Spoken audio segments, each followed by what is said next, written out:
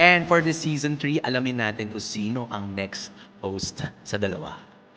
Ayan, sino kaya sa dalawang to? Minsan magbabalik na! Hoy! Agree chair! Kasi since high school, dito na ako sa PE. Siyempre that time kasi hindi ko din alam ano sa salihan ko. Pero I'm so sure na gusto kong tularan yung kapatid ko na dito din gumraduate sa PE.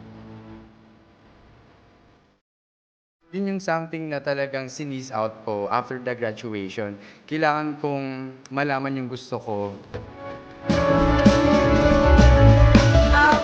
Sobra talaga yung journey. Kasi nandun ako sa point na I even went away from my family just to focus on review. The world for sure will not give you something you deserve unless you do something about it.